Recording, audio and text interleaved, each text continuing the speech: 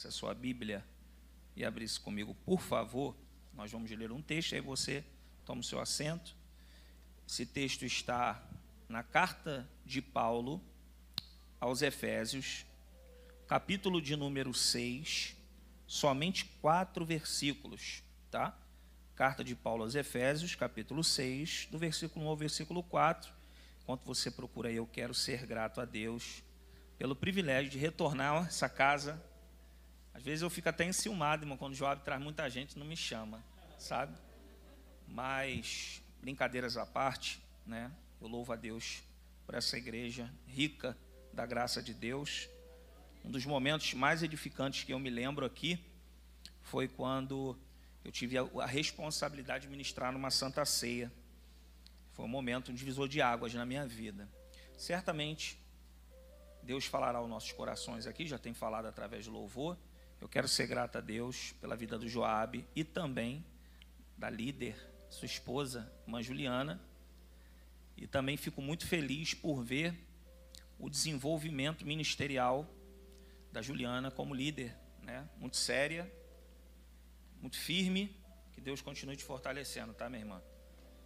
Eu esperei 6 anos, quase 7, para ver semana passada, no sábado, a minha esposa, irmã Valquíria. Desde já eu quero também comunicar aos irmãos, eu disse ao Joab, que ela não está comigo aqui, os irmãos da igreja já conhecem, ela vem aqui comigo também, mas hoje ela não pôde me acompanhar porque trabalha por conta própria, sai do trabalho 8 horas, ela deve estar chegando em casa agora, e as nossas filhas estão com a nossa sogra, mas eu esperei 6 anos para ver minha esposa voltar a fazer a obra, irmãos, porque nós tivemos 2 filhas, uma em 2014 e uma em 2015, elas fazem aniversário no mesmo mês. Deus teve pressa, sabe? Uma tem 6 anos e a outra tem 5. Então, sábado passado, nós demos uma palestra para casais, e eu fiquei maravilhado vendo ela falar, né? É claro que eu já tinha levado ela para jantar antes, para ver o que ela ia falar. E sábado que vem agora, nós vamos ministrar em outro jantar de casais. Deus seja louvado. Queridos, Deus abençoe a todos os pastores que estão aqui, obreiros, aos irmãos também, à juventude. Deus abençoe vocês. Carta de Paulo aos Efésios, capítulo 6, versículo 1 diz assim: Vós, filhos, sede obediente a vossos pais no Senhor, porque isto é justo. Honra teu pai e a tua mãe, que é o primeiro mandamento com promessa, para que te vá bem e vivas muito tempo sobre a terra. E vós, pais, não provoqueis a ira a vossos filhos, mas criai-os na doutrina e na admoestação do Senhor. Você crê que essa é a palavra de Deus? Onde está você que crê? Tome seu assento. Eu não sei se o pessoal aí do Data Show tem a palestra lá. Se você puder já colocar aí, por favor. Queridos, para quem não me conhece, me chamo Diego Rodrigues, faço parte da Assembleia de Deus de Cordovil, da nossa igreja matriz. Inclusive, pode passar aí, por favor. Inclusive, eu trabalho justamente com esse departamento que está aí, o ADEC, já há 4 anos. É um departamento de adolescentes, União de Adolescentes da Assembleia de Deus de Cordovil, em todo o Rio de Janeiro. Nós temos 32 congregações e a gente coordena todos os líderes, simultaneamente os seus adolescentes. Porém, eu também sou professor da escola dominical de adolescentes na nossa igreja matriz ali em Cordovil. E foi um período de uma aula, e eu tenho aproximadamente 60 alunos, de 13 a 17 anos, que foi numa aula didática com adolescente. A gente sabe que tem que ser uma aula didática, uma aula que eles participem, e foi numa aula de adolescentes que o Espírito Santo me conduziu a fazer uma pergunta para eles: como resolver um problema dentro de casa que vocês não podem resolver? E aí a maioria disse para mim: orando, porque se nós não podemos resolver, Deus pode resolver. Bem, eu peguei um papel, já havia levado o papel cortado, pequeno, distribuí para cada adolescente e disse: olha, coloca nesse papel todos os problemas que acontecem na sua casa que você queira que Deus resolva, porque nós vamos 7 dias orar para que Deus resolva esse problema. Irmãos, foi nesse momento que eu dava papel, e lá a gente dá aula no quadro, e eu escrevendo, e eles pegando o papel, escrevendo, e eles pegando os papéis, e de repente um adolescente escrevendo veio até a mim e falou: professor, eu quero um papel maior. E aí eu falei assim: rapaz, o pai dele é pastor, a mãe dele é dirigente da oração. Aí eu falei assim: não quero nem ler o que está ali. Bateu aquele desejo, né, irmão, de olhar o papel. Só que eu pensei que ele estava brincando comigo. Você sabe como é que é adolescente, quer te trollar, quer te zoar e tudo mais. E aí eu peguei uma folha de ofício, irmãos, dei na mão dele, Joab. Enquanto eu dava aula, eu via ele escrevendo. Enquanto eu dava aula, eu via ele escrevendo, pastor. No final do trabalho, eu terminei 10 minutos antes, como sempre faço, para ter aquela interação. Ele veio até mim e trouxe o papel frente e verso escrito, irmão. Falei, o negócio é de verdade ali. E aí a gente pegou aqueles papéis todos, reunimos, botei dentro do saco, falei para eles: ó, 7 dias nós vamos orar, vocês na casa de vocês, e eu vou orar, e no 7º dia eu vou levar para o monte. Quando cheguei em casa, comentei com a minha esposa, e a minha esposa, irmãos, ela é uma mulher muito calada, mas muito observadora. E foi quando ela falou para mim assim: você é o que deles? Eu falei: eu sou o líder. Além de ser professor, sou o líder geral. Será que nesse pedido de oração, Deus não pode te mostrar algum trabalho para fazer com eles? E aí, irmãos, eu peguei os papéis e comecei a ler um por um, pastor. Apresentando a Deus, conversando a Deus, Senhor, olha isso aqui. Irmãos, foi naquele momento que eu fiquei assustado, porque 99% dos problemas eram de cunho familiar no que se diz respeito ao relacionamento de pais com filhos e de filhos com pais. Muitos reclamando sobre os pais, com alguns testemunhos, com alguns motivos, outros pela rebeldia da idade de 13 a 17 anos, só que outros também mostrando uma maturidade que não compete à idade, que era reconhecendo que não era um filho obediente, que era um filho que desobedecia o seu pai e a sua mãe, ao ponto de falar o que queria para os seus pais, mesmo sabendo que aquilo afetaria de fato a sua vida, não só com seus pais, mas com o Espírito Santo de Deus. Então, foi nessa razão que eu comecei a orar em silêncio, sem falar com ninguém, e o Senhor soprou no meu ouvido este capítulo 6, do versículo 1 ao versículo 4. E nós desenvolvemos esse trabalho que nós vamos apresentar a vocês. Nós, pela misericórdia de Deus, apresentamos no Rio de Janeiro, em várias igrejas fora de Cordovil, apresentamos no estado do Espírito Santo e também hoje aqui. A leitura bíblica, pode passar, por favor, é Efésios capítulo 6, do 1 ao 4, pode passar o próximo slide. Nós vamos falar hoje sobre a família cristã e a criação dos filhos jovens e adolescentes. Eu gostaria de saber aqui, aonde estão os adolescentes de 11 a 17 anos. Tem alguém aqui? Levanta a sua mão aí. Isso, de 11 a 17. Desse lado aqui também tem. Pode abaixar a mão. Os jovens de 18 a 30 anos. Levanta a mão aí. Ô, glória, tem bastante gente. Pode abaixar a mão. Agora, os casados. Quem tem de 5 anos de casado para baixo, levanta a mão aí, por favor. Tem poucos, isso. Tem alguém que casou esse ano aqui? Tem? Você casou esse ano? Tem alguém que casou esse ano aqui? Não, né? Tem alguém que casou ano passado? Não, ninguém. Glória a Deus. É que eu ia falar que Deus é fiel até na pandemia, tá, gente? Tem alguém aqui casado de 10 anos? 10 anos? Joab, eu tô 14. Tem alguém com mais de 20 anos de casado? Mais de 20? Glórias a Deus. Aonde estão os pais e mães aqui? Pais e mães, por favor, levante a mão. Glória a Deus. Pode abaixar? Agora só a galera que é filho. Só a galera que é filho, levanta a mão. Isso. Beleza. Então, irmãos, eu não tenho mais pai, mas durante muitos anos da minha vida, até os 24 anos, eu tive pai. E eu tenho uma mãe e pai que inclusive hoje está fazendo aniversário. E o interessante é que eu não fui nascido e criado no Evangelho, e quando era de menor idade, minha mãe teve muito problema comigo, porque eu vivia dentro de comunidade. Dei todo o trabalho que você imaginar, só nunca roubei de nada de ninguém, porque eu fui criado debaixo de um pai que era bem rigoroso. Mas hoje, quando eu vou nas comunidades, a minha mãe fica preocupada.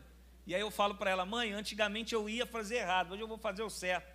Aí ela aprendeu, e aí hoje ela fala para mim assim: vai, cumpre o que você tem que fazer para Deus e volta, que a gente quer você aqui. Então, irmãos, eu preciso falar rapidamente, passe aqui, por favor.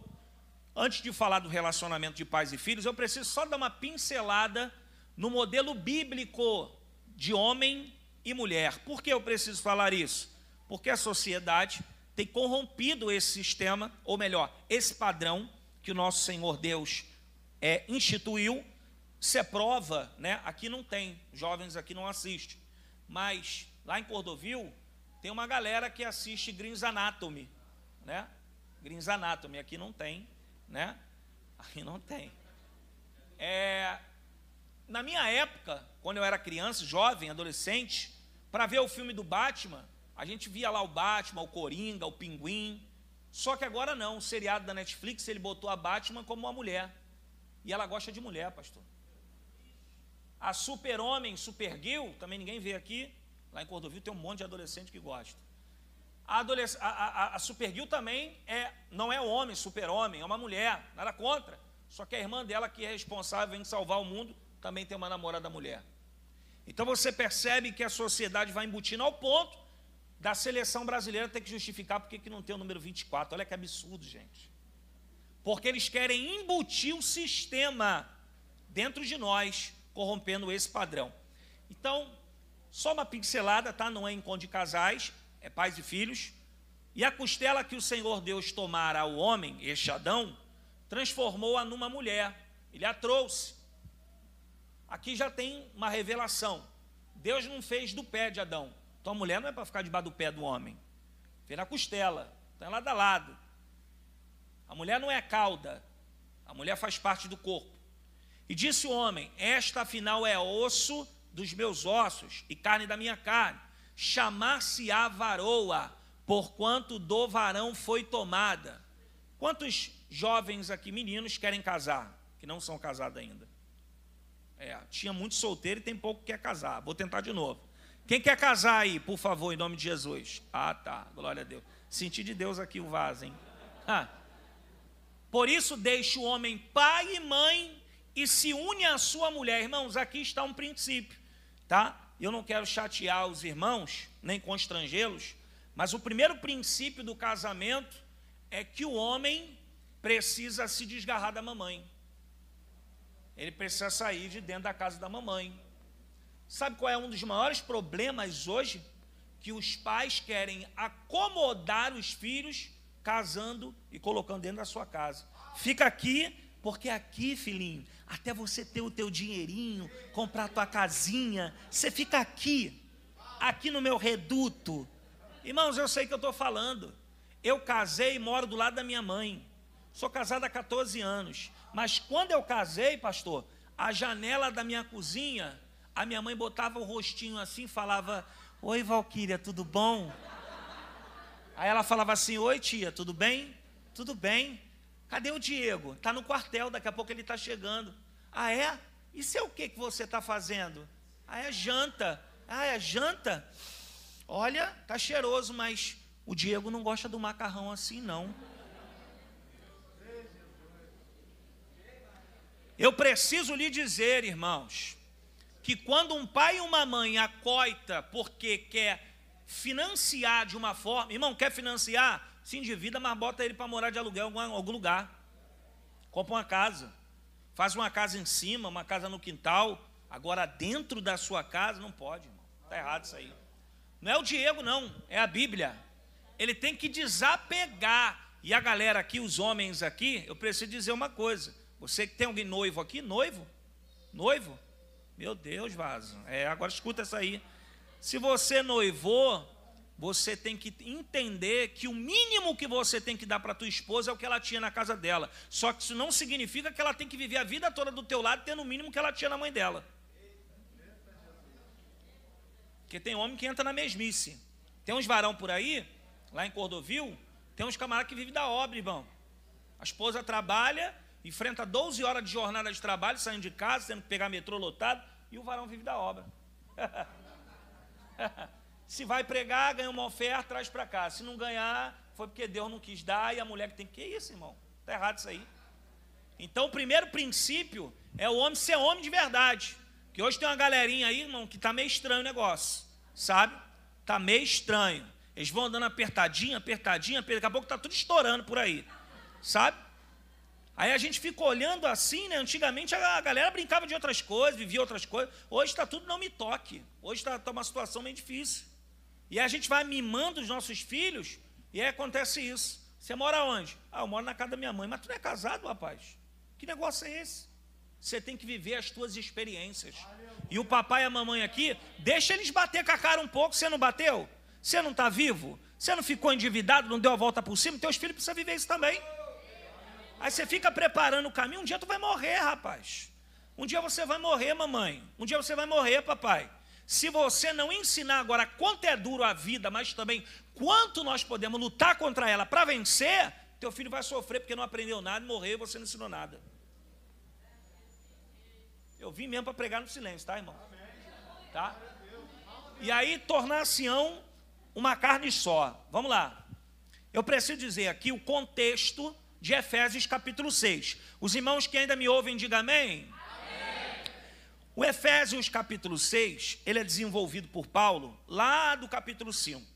No capítulo 5, se você tiver aí com a Bíblia aberta, versículo de número 22 ao 28, Paulo vai falar sobre os deveres domésticos. Só que Paulo ele vai capitalizar o dever de cada um, do marido e da esposa. Escute isso aqui, versículo 22. Vós, mulheres, sujeitai-vos a vosso marido como ao Senhor, porque o marido é cabeça da mulher, como também Cristo é a cabeça da igreja, sendo o próprio Salvador do corpo. Escute isso aqui, irmãs.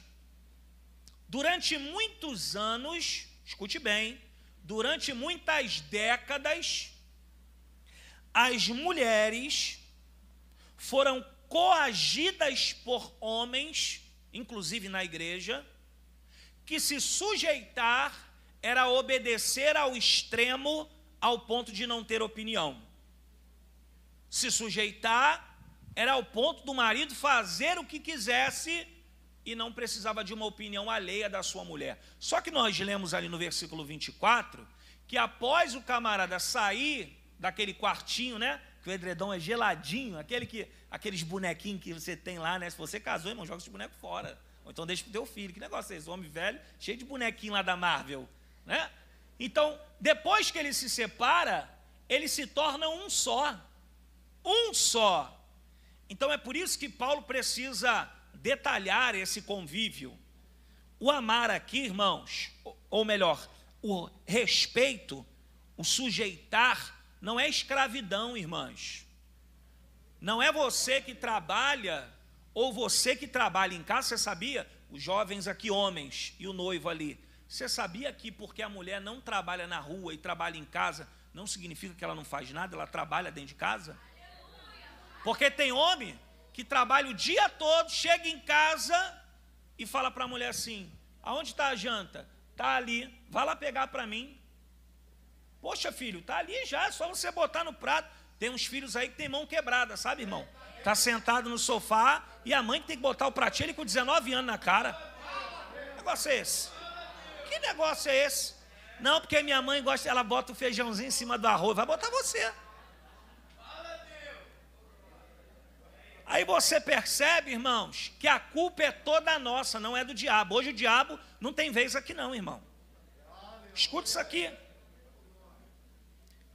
Aí o marido come, joga a louça lá, e a mulher fala: pô, não dá para você lavar o teu prato? Ele fala assim: pô, tu não fez nada o dia todo? Como assim, irmão?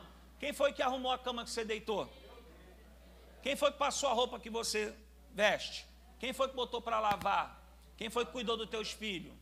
Então calma aí, a tua mulher não é tua escrava. Que negócio é esse? Vai quebrar a tua mão se você lavar uma louça? Se você secar? Então, respeitar o esposo, se sujeitar aqui no grego, a tradução é um respeito. O que Paulo está falando é que a mulher precisa se colocar na posição de entender que ter a ciência de autoridade, que é o marido que manda na casa. É com ele e acabou. Tem algumas mulheres aqui, não tem, o rodovio está cheio, que mete a mão no cartão, faz dívida para o marido pagar sem ele saber. Irmão, tem homem que passa na rua e é constrangido. Como assim, Diego? Vai passando na rua, é o Zezinho da banca. Ô fulano, depois acerta aqui comigo. Mas, que acertar o quê? Tua esposa passou aqui. Irmão, tem um demônio que usa umas pessoas para vender roupa para a nossa mulher faz várias dívidas com o negócio de roupa. É o demônio dos vestidos, R$130, a mulher vai pegar 3. Ainda fala assim, não, parcela 3 vezes. Aí já te amarra ali 3 meses. Que mistério é esse? Então, irmãs, por favor, vou chegar nos maridos, mas eu preciso dizer aqui. Irmãs, o fato de você trabalhar não significa que você está isenta de fazer a tua atribuição como mulher. Mulher de casa, esposa e mãe de filho. O marido foi chamado para pagar as contas? Foi.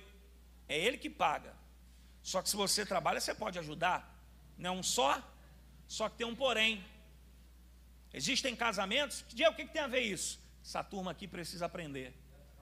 Existem casamentos que o marido não sabe quanto a mulher ganha, a mulher não sabe quanto o marido ganha. Tem umas mulheres malandras que sabem quanto o marido ganha, mas não fala quanto ganha. Deus está falando aqui, irmão.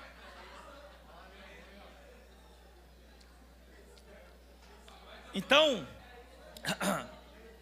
a mulher não é escrava, mas ela precisa ter a ciência da autoridade, que a palavra final é do homem.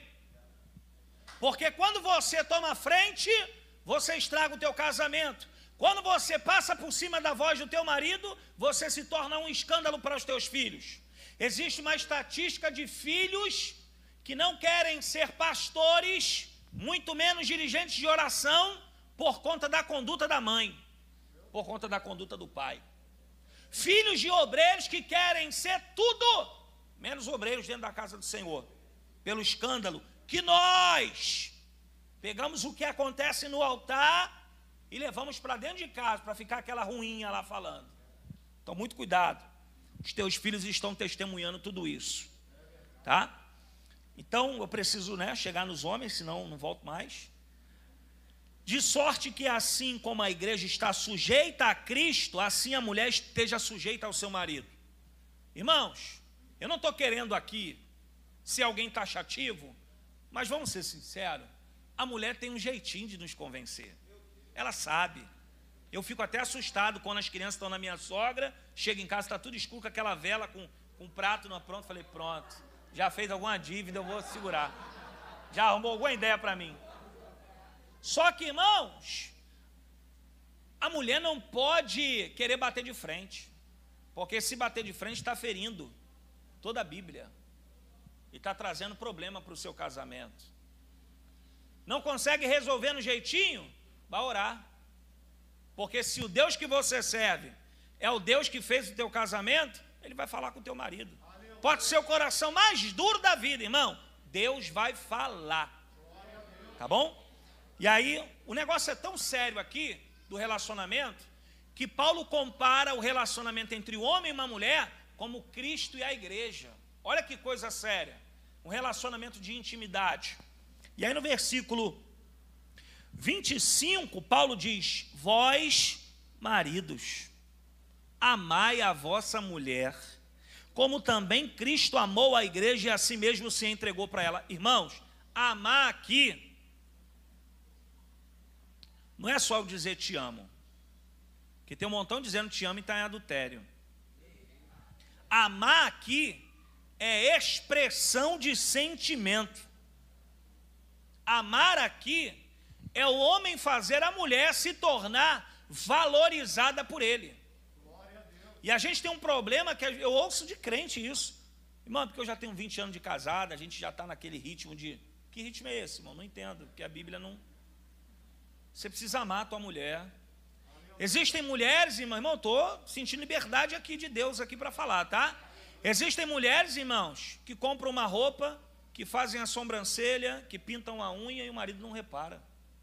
O camarada é perfeito em reparar lá fora, mas a esposa não repara.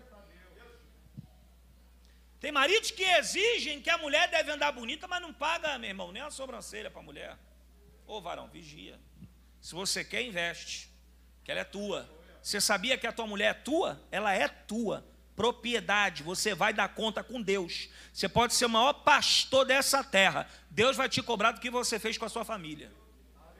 Para onde você levou ela? Então, eu digo aos irmãos que a gente vive num país que tem muitos impostos. Então a gente não tem dinheiro toda hora para ir lá no Demas e Divas, né? Joab me indicou, eu precisava fazer uma graça com a esposa, né? Ia passar pela consagração, ordenação lá na igreja. Falei, vou levar a mulher para comer num lugar, né, que ela se empapuce toda, fique toda feliz. Aí eu falo para ela, ó, amor, vai ter a consagração, você vai ter que ir lá na entrevista lá com o pastor presidente. Aí chamei o Joab, onde que é? Lá no Demas e Divas, lá na Pilares, Valqueire. Aí pegamos, enchi o tanque do carro, fomos lá e tal. Senta aí, filha, hoje você não faz nada, tá? Hoje é eu que vou te servir. Por favor, pega aqui, né? Mal sabia que eu estava contando no bolso o dinheiro, irmão. Se passasse daquilo ali... Teve a hora que ela falou assim, não, eu quero uma taça de sorvete. Eu falei, compra que a gente come nós dois juntinhos. Mas eu não queria era comer com ela, irmão. Uma ela e outra, senão não ia dar. Então, queridos, o que eu estou querendo dizer com isso? Eu estou querendo dizer para você, maridão, que de repente você não tem dinheiro para lá no Paris 6. Só que a tua mulher quer desfilar com você andando de mão dada, comendo um açaí, irmão. Mas ela quer se sentir valorizada. Ela quer se sentir amada. Irmãos, às vezes estou muito cansado por estudar, trabalhar, cuidar das filhas, liderar, ministrar ensino. E às vezes a minha esposa quer ver um filme comigo. Irmão, pensa numa mulher que só gosta do filme do guarda-costas. Toda vez que a gente vai ter que ver filme é aquele filme. Se amarra, irmão, naquele filme. Sabe o que eu faço, irmão? Estou cansadão, mas não saio dali do lado dela. Às vezes eu estou estudando... E falo para ela assim, ó, fica aqui do meu lado. Ah, mas se você está estudando, eu estou fazendo isso aqui. Não, mas eu quero pelo menos você aqui perto de mim. Encosta aqui em mim que eu quero sentir pelo menos você aqui. Então, irmãos, sabe por que eu falo isso abertamente? Porque às vezes a gente vem para a igreja com um problema e traz para o pastor um problema que a gente alega o diabo está trabalhando, mas a culpa é minha e sua. Aí a gente acha que o pastor que tem que consertar aquilo que Deus vocacionou você para fazer. Então, a partir de hoje, irmão, guarda aquela pratinha, tá bom? Leva ela lá no Demas e Divas. Você vai ver aquela costela com molho barbecue. Forte, tá? Vamos lá. Pode passar, por favor. Essa é a ordem natural de um lar, irmãos. Cristo acima da casa, o marido depois de Cristo. Qual é a função do marido, irmãos? Protege a família e é provedor da família. Esposa, crianças são orientadas e educadas na experiência dos pais. Pode passar, por favor? Aí está uma família tradicional bíblica, ou bíblica tradicional. Está o pai, está a mãe, está os filhos, um casal. Só que os irmãos percebem que a Bíblia está na mão do pai, porque o ensino dentro de casa deve partir do pai. Mas é minha esposa que é missionária, ela pode ensinar? Pode, mas tem que partir de você. Você tem paciência com o filho dos outros, mas não tem com o teu? Não, tem que ter. Você não pediu para ele vir para a terra não, irmão, você que fez. Deus abençoou a madre da tua mulher e fez a tua semente crescer, então a responsa é contigo. E vocês mais novos, quando casarem, vivam primeiro uma vida em que vocês dê condição dos filhos de vocês nascer, não é em berço de ouro não, mas ter condição para eles viverem de uma forma em que não pensem em tirar dos outros, porque o pai e a mãe não têm. Pode passar, por favor? Por que eu disse que a Bíblia está na mão do pai? Porque hoje há um problema nas Assembleias de Deus. Pais que não sabem usar algo que nós conhecemos como a paternidade. Homens que são muito bons em aplicar a hermenêutica, a exegese, os ensinos, mas quando chega na hora de educar, não tem paciência. Está esgotado por conta da obra de Deus. Está esgotado por conta do trabalho. O paternidade responsável, ele cria, educa, cuida da saúde. Escute aí, quem quer ter filho. Ensina a liberdade consciente. O que é uma liberdade consciente? A criança crescer sabendo o que é certo e o que é errado, mas não ser uma criança que cresce com princípios facciosos ao ponto de querer escandalizar outras pessoas inferiores, como hoje a gente vê o preconceito ainda no Brasil contra negros. Um absurdo. A minha mãe é negra, a minha mãe é da cor do Joabe. E é um absurdo do Brasil ainda existir isso, essa falta de consciência. Promover lazer. Estava falando para minha esposa ontem, filha, vamos pegar as crianças, vamos levar lá para o aterro do Flamengo. Aí ela falou, o que tem lá? Falei, o que tem? Tem espaço para elas correr, dar cambalhota, cair, levantar, jogar a bola para um lado para o outro e chegar em casa cansado para depois a gente começar a nossa noite. Só que às vezes o marido fecha a mulher falando, mas eu não tenho dinheiro para sair. Irmão, aterro do Flamengo, tu não vai gastar nada, só gasolina ou metrô. Pelo amor de Deus, irmão. E a pipoquinha, aí leva de casa. Eu não sei o Joabe, mas eu preparo aquele sanduíche de atum com milho, levo e como lá, vaza. Mas elas estão lá, ó, brincando, tendo experiência familiar. Vivenciar a dignidade humana, proteger e amar, é responsabilidade do pai. Promover o convívio familiar e comunitário, assistir materialmente e moralmente. Pode passar, por favor? Esse é um quadro que só muda lá embaixo, que eu coloquei inserir os filhos. Os filhos, eles amam, né, amar os pais e obedecer os pais. Agora nós entramos. Pode passar, por favor? O dever dos filhos para com os pais. Aqui no texto, Paulo, ele está tratando de um assunto muito importante. Se você depois analisar em casa, o contexto histórico aqui de Efésios capítulo 5 e 6, está acontecendo uma situação muito difícil em Roma.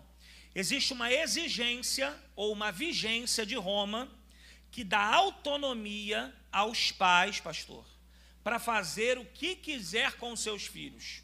Esta exigência ou vigência do regime romano se chama pater potestas, que significa pai de família, cidadão romano. O pai tinha poder da vida e morte sobre um filho. O poder da decisão. O que é este poder da decisão? É um direito absoluto sobre um filho. Como assim?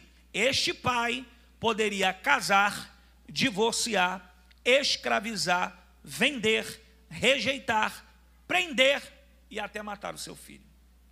Então, os irmãos percebam que a sociedade está querendo embutir dentro do sistema familiar algo que dê autonomia para os pais fazerem o que bem entendam. Só que tem um porém.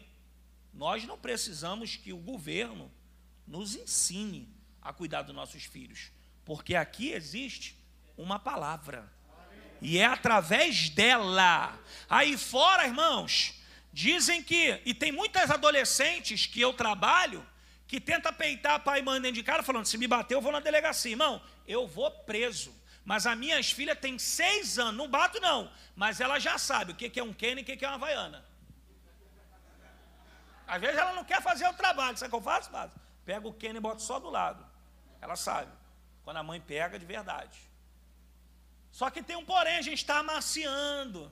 Aí a gente vê filho fazendo auê com o pai e a mãe até dentro da igreja, porque não tem autoridade.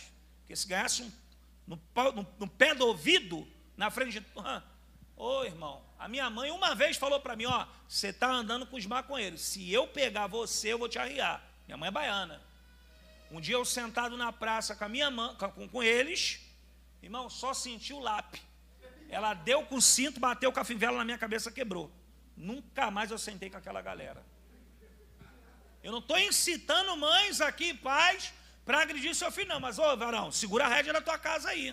O negócio está sério. Senão daqui a pouco você vai estar dormindo e tua filha vai estar pulando pela janela para ir para a rua. Diabo cirandando dentro de algumas casas e o pai fazendo cara de paisagem, vindo para a igreja bonitão. Mas a filha é só a misericórdia. Então Paulo, ele divide esses ensinamentos em 3. O dever dos filhos para com os pais. 3 motivos que devem levar o filho a ser obediente aos pais. O primeiro motivo, a natureza. Filhos, obedecei vossos pais, pois isto é justo. Irmãos, jovens aqui, filhos, a obediência dos filhos aos pais é uma lei da própria natureza, tá?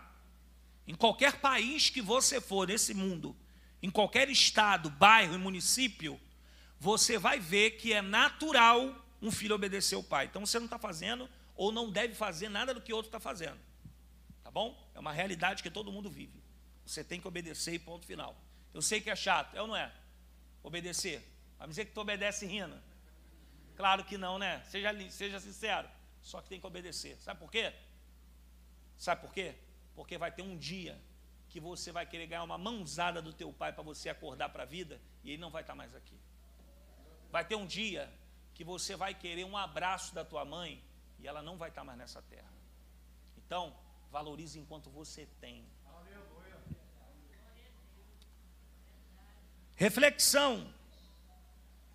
Segunda carta de Paulo a Timóteo, capítulo 3, do versículo 1 ao 3. Não vou ler por causa do tempo, irmãos, mas só para os irmãos entenderem.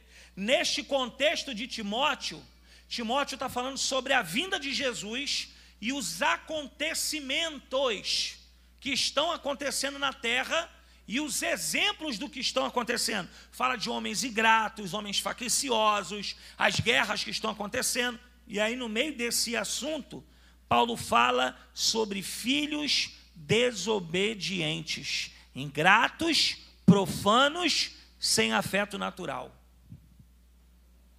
Paulo está falando da volta de Jesus, de quem vai ficar e quem não vai subir e por que não vai subir. E você sabe por que ali está escrito filho desobediente? Porque quem é desobediente pai e mãe vai ficar e não vai subir. Porque desobedecer pai e mãe é descumprir o mandamento. É uma quebra de princípio. E eu te provo isso. Porque o filho que obedece mais, olha aí, pode passar, por favor. Está aí, ó. Pode passar? Olha ali, ó. No versículo 2. Pois os homens serão egoístas, avarentos, jactanciosos, arrogantes, blasfemadores. E o que, igreja? Olha aí. Vai ficar, irmão. Hoje você fala o que quer. Se você não se converteu hoje, Deus não vai levar em conta, porque hoje você já sabe, Deus vai levar em conta. Até talvez ontem, ou hoje, antes do culto, se você não sabia da gravidade do que é desobedecer, e eu posso aprofundar mais aqui, existem muitas balas que não são perdidas, são achadas, que morrem muitos filhos de crente, porque desobedecem, caem para as drogas, para a prostituição, para os bailes da vida, e aí morre de loló, de êxtase. Por quê? Porque desobedeceu. E há um preço para a desobediência. Vamos lá. Segundo dever. Aí, ó, desrespeito.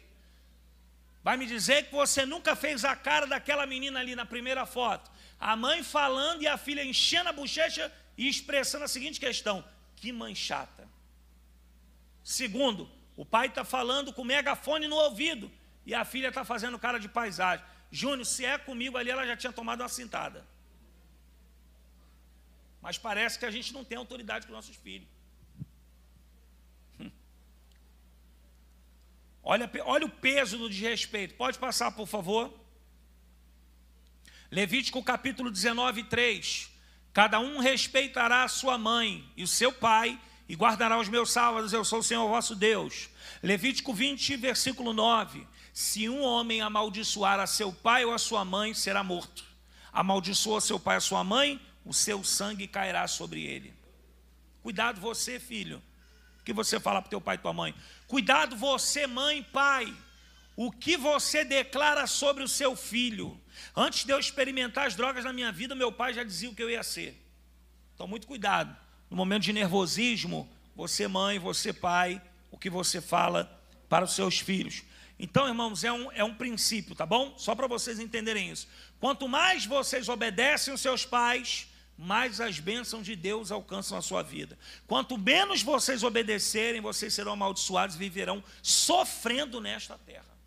Porque, irmãos, católico, ubandista, cristão e o ateu, todos nesta terra viverão uma única fase. Para todos, aquilo que você planta, você vai colher aqui em vida.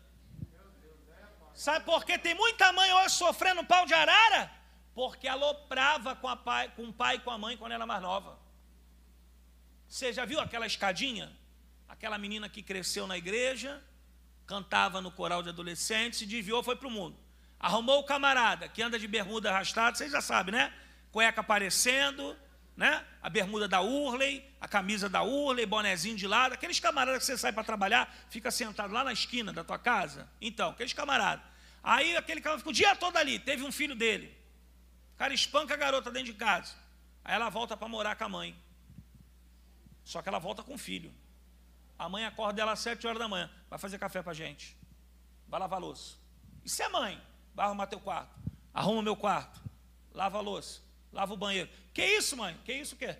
Você voltou com um presente. É você que tem que cuidar de tudo aqui agora.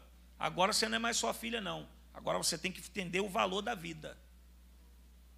Então, tem muitas filhas que a mãe não faz isso. Sabe o que acontece? Procura outro boné, calça riada, tem mais outro filho. Aí anda dentro da igreja, quando vem nos cultos, né? O culto festivo, ou o culto que tem janta para todo mundo. Aí vem ela, senta ela e os 3 filhos. Um de cada pai. Aí teve um varão lá na igreja que veio falar comigo. Varão, pô, estou querendo orar com a fulana. Ela tem 3 filhos, um de cada pai. Eu falei, não tem problema, meu irmão.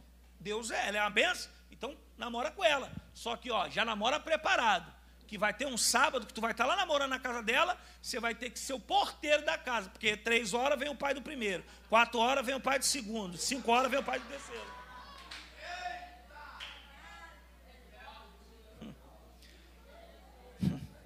Irmãos, só para os irmãos entenderem aqui, os jovens, obedecer é uma coisa, honrar é outra. O problema dessa geração do Naruto aí, é que essa geração acha que obedecer é honrar. Aí o papai fala assim, ó, quer ver uma coisa que estraga o filho? É o pai falar assim, se você passar de ano, leque, vou te dar o que tu quiser. Você está comprando teu filho. Você está botando um valor nele, que um dia, se você não tiver o valor que ele quer, ele vai procurar em outro lugar. Você está mostrando para ele que aquilo que tinha que ser como objetivo na vida está sendo intencionado.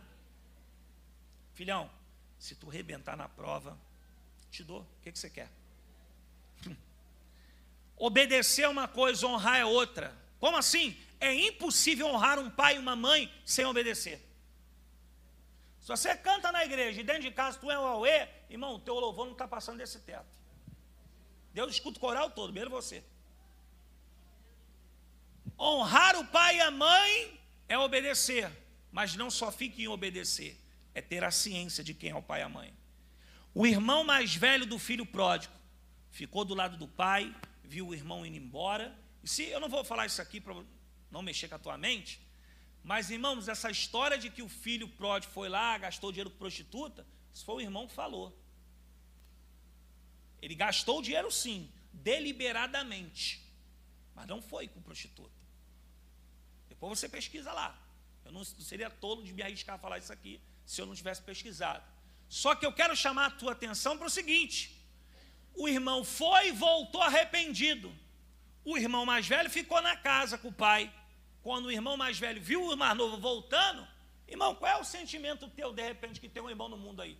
De você ver ele entrando por essas portas. Você vai querer chorar, vai querer abraçar ele. Você vai querer estar em comunhão com ele. O irmão mais velho não. Está turbado. E olha o que sai de dentro do coração dele. Estou do teu lado esse tempo todo e tu não me deu nada. Só está do lado do pai por interesse. Quantos filhos estão do lado dos pais pelo que os pais podem dar? Você quer uma prova? Vai dia 5 na fila do banco e vê. Está lá uma senhora toda curvada e está aquele camarada todo de Nike na bolsa assim, esperando, para poder sacar o salário da avó. Filhos aproveitadores, que não amam, que não zelam. Sabe aqueles filhos que só amam no dia da cerimônia fúnebre, que vai, não, deixa que eu carrego o caixão, deixa que eu compro a rosa. Ops, você tem que amar em vida, porque Deus vai te cobrar disso. O filho mais velho está do lado do pai. O pai, quando divide a herança, ele também ganha. Está dentro da casa do pai e está dizendo para o pai: estou do teu lado, tu não tenho nada. Interesseiro. Tem muitos filhos que não querem trabalhar, irmãos, porque estão do lado do pai e tem a mesadinha. E os pais estão acoitando. Terceiro motivo, o evangelho. Você deve obedecer o seu pai e a sua mãe pelos mandamentos, pela natureza e pelo evangelho. Colossenses capítulo 3, versículo 20. Obedeceis aos pais em tudo. Não gostou? Engole esse abacaxi com casca e quando tu tiver de maior idade, quando tu tiver na tua casa, você faz o que tu quiser. Dentro da casa do teu pai e da tua mãe, você tem que fazer o que eles quiserem. Não tem outro jeito, irmão. O negócio aqui é de verdade. Está na hora da gente tirar o cinto mesmo e botar para dentro. Porque os nossos filhos estão aí, o diabo está saqueando e a gente está vindo para dentro da igreja cantar e o diabo está brincando com as famílias. Mas louvado seja Deus que existe um povo que crê na Bíblia, na palavra e no agir do Espírito Santo, que está aqui enquanto eu estou falando. O Espírito está trabalhando nos nossos corações. Louvado seja Deus. Pode passar. Honrar é maior do que obedecer. Pode passar, por favor? Vamos lá agora. O dever dos pais para com os filhos. Estou encaminhando para encerrar, tá, irmãos? Paulo aqui exorta os pais, pode passar aí, Efésios 6, 4. Não provoqueis a ira. Paulo exorta os pais a não exercer a sua autoridade ao extremo, mas contê-la. Vou lhe dar um exemplo. Eu tenho uma mini biblioteca na minha casa, meus livros, apostilas, estou escrevendo 2 livros, separado lá as folhas. Comprei uma mini arca da aliança. Bonita, pesquisei, Juliana. Coisa linda, demorei 1 mês para chegar na minha casa. Chegou, pastores. Fiquei todo feliz. Mostrei para a esposa, mostrei para minha mãe, mostrei para minhas filhas. E um dia eu indo tomar banho, a minha filha mais nova está dançando a música da Aline Barros e olhando para a arca. Chamei ela e falei: Raquel, a mais nova, não encosta naquilo ali. Tá beleza? E e ela dançando. Irmão, fui para o banheiro tomar banho, só escutei o barulho. Plá. Silêncio na casa. Raquel sentada vendo televisão, falei. Fui lá no quarto, irmãos. Qual pai que nunca passou isso aqui? Fui lá no quarto. Quando cheguei no quarto, pastor Osvaldo, meti a mão na arca. Dentro da arca, irmãos, tem as representações. O cajado de Arão, a tábua dos mandamentos e o maná. Irmão, o maná já não estava mais. Repartiu, ficou debaixo da cama. O cajado de Arão não achei até hoje. E a tábua do mandamento amassou. O sacerdote que vem tocando, porque vem um primeiro sacerdote tocando a trombeta e os 4 segurando a arca. O que estava tocando a trombeta já ficou sem a outra mão. Irmão, aquilo me bateu uma fúria, que eu falei assim: eu vou pegar essa magrela, vou arriar ela. Porque ela é magrinha. Eu falei: vou arriar ela. Garota, vem aqui. Ela já correu para a mãe. E aí, na hora, me veio um estalo dessa palestra que eu já estava estudando. E eu pensei assim: se eu bater ela agora, eu vou machucar ela. E tem muitas vezes que a gente, no nervosismo, acaba machucando nossos filhos. Acaba falando o que não é para falar. Sabe o que eu fiz, irmãos? Engoliu o abacaxi com o casco inteiro. Que raiva que eu fiquei para pegar ela. Só que o filho, não sei o de vocês, mas a minha tem amnésia. Ela faz um negócio aqui e esquece daqui a 5 minutos. Quando ela sentou, que ela viu que eu não ia bater, que ela começou, falei: vem cá. Lá pro quarto. senta aqui, não levanta, porque se tu levantar eu vou lá pegar o Kenner. Chorou. Tem filho, irmãos, que se acostuma a apanhar. E gosta de apanhar porque apanha e depois volta a fazer o que está fazendo. Bota um filho de castigo para tu ver. Corta o Wi-Fi da tua casa para tu ver. Tira o telefone da mão dele para tu ver. Se ele não vai entrar no pleito. Começa a envergonhar ele na frente dos amigos. Vamos embora, chegou o horário, entra para dentro de casa. Vai buscar na escola com 17, 18 anos. Para tu ver se ela não vai entrar no pleito. A gente não quer gastar. Só quer gastar problema quando ele já fez o problema, irmão. A gente tem que anteceder o problema. Pode passar, por favor. Olha isso aí. Seu filho seguirá o seu exemplo. Na primeira parte, o pai está falando para o filho: vê se toma logo um jeito, filho, teimoso. Se não, passa os anos, esse pai se torna um ancião. Olha como é que o filho vai falar com ele. Vê se toma logo um jeito, papai. Se não, tem filhos que dizem que amam os pais. E eu nunca vi, irmãos, me desculpe, é uma opinião minha. A minha mãe está fazendo 58 anos. Se ela um dia tiver 70, e eu creio que vai ter, se Jesus não voltar, e ela tiver lelé da cuca, se assim a gente pode dizer, ela vai morar comigo e eu vou pagar alguém para cuidar dela. Eu não vou largar ela dentro do lugar que cuida de mim. Isso não é amar. Você botar alguém para cuidar dos teus pais, de um lugar que você não está vendo, com tudo isso que está acontecendo no Brasil. Não, irmão, tem que botar dentro da tua casa. E aos casados aqui, melhor, os casados não, os casados já devem saber. Aos que querem casar, levanta a mão de novo aí. Você quer casar? Ah lá, diminuiu já.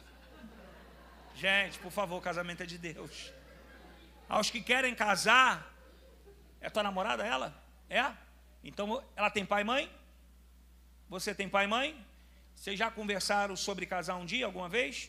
Não? Quando conversarem, vocês botem aí na regra, atendo aí na regra, um asterisco, que o dia que o pai e a mãe dela precisar, vai ter que morar na tua casa. Tá? Quando você casar com ela, você está casando com o pai e a mãe dela. O dia que eles precisarem, é você que vai sustentar. E o dia que os teus sustentarem, precisarem, vai morar dentro da tua casa também. Tá? É bíblico. Vamos lá.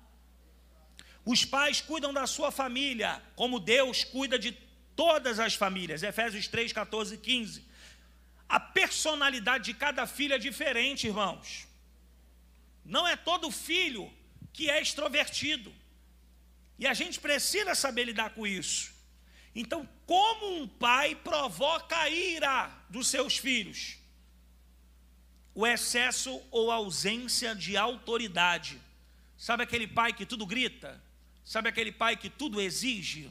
Sabe aquele pai que não deixa o filho nem expressar? É excesso de autoridade. Sabe aquele pai que tem ausência de autoridade? Sabe quem? Davi. Um filho estrupou a irmã, o outro saiu para defender, falou com ele, ele não fez nada, matou o filho. Davi não fez nada, irmão. Circo dentro da casa dele e ele cara de paisagem com a coroa na cabeça. Ausência. A ausência de um pai e de uma mãe destrói a vida de um filho. Cada filho é uma pessoa peculiar que precisa ser respeitada nas suas individualidades. Vou lhe dar um exemplo, irmãos. A minha filha mais velha puxou a mim. Pensa numa bicha preguiçosa para estudar. Se vê um bolo de chocolate, ela cai para dentro. Só que para estudar, só misericórdia. A mais de novinha, estuda que é uma beleza, irmão. Só que quando eu vou fazer o trabalho com as duas, a mais nova já sabe. E ela quer responder tudo. Ela quer fazer o dela e quer fazer o da irmã. E eu travo. Você já acabou o teu? Espera.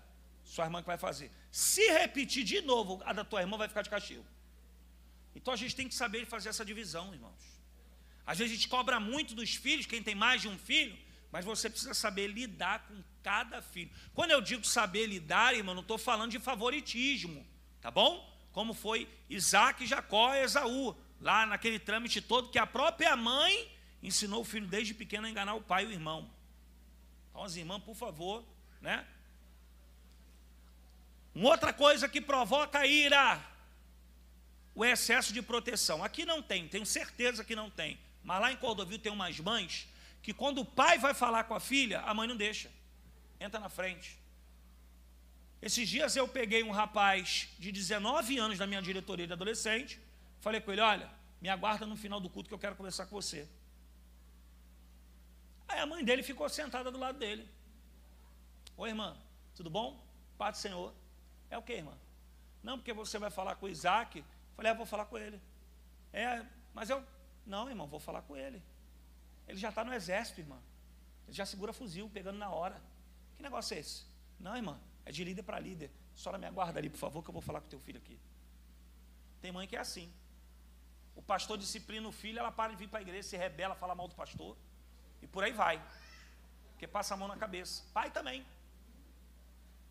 A gente precisa entender que proteger não é ensinar errado, gente. Não é por aí. Por favoritismo, Isaac e Jacó, por desestímulo.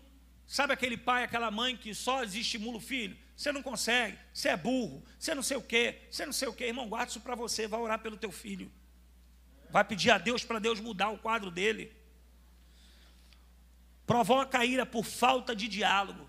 Davi e Absalão. Eli, sacerdote, viu seus filhos pegando as menininhas e botando dentro do templo. E ele fazia o culto da melhor forma, como se nada estivesse acontecendo. Olha que coisa absurda, irmão. Palavras amaldiçoadas e agressão física. Por último, por falta de disciplina. Pode passar, por favor? Ali, ó. Olha isso. Pode passar por último. Mais uma. Ó, tudo que eu falei aqui se resume a esse versículo. Provérbios capítulo 17, versículo 6. Os filhos dos filhos são uma coroa para os idosos, e os pais são o orgulho dos seus filhos. Por último, o que provoca a ira do filho? Falta de exemplo dos seus pais. Sabe o que faz um filho não querer viver algo que você quer que ele viva? Desculpa. Quando você não dá um exemplo. Eu peço que você fique de pé, porque eu quero fazer uma oração. A Bíblia diz em Gênesis capítulo 22, que Deus pede a Abraão, seu filho Isaac. Você conhece a história, e o que desnorteia a nossa mente é que Deus está pedindo um filho para sacrificar. E Deus não tinha, nos seus princípios, sacrificar seres humanos. Mas o pedido de Deus a Abraão era específico e com um propósito. Se depois você chegar em casa e ler a história de Abraão, você vai perceber que desde que Deus abençoou o ventre da sua mulher e deu Isaac para Abraão, Abraão era um homem que ofertava a Deus como ninguém. Abraão era um homem que sacrificava milhares e milhares de animais para Deus. Abraão era um homem que o que Deus falava a ele ouvia, ao ponto da sua história iniciar Deus dizendo: sai da tua terra, da tua parentela e vai para um lugar que eu te disser. Ou seja, primeiro sai, depois eu te mostro.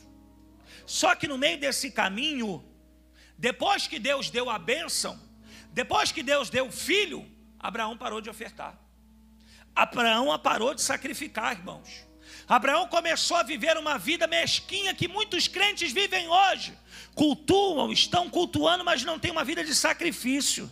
Não tem uma vida de oferta, de ensino, de paternidade. Sabe o que Deus faz? Já que eu te abençoei com filho, e você parou de viver uma vida de sacrifício me servindo, me dá o que eu te dei.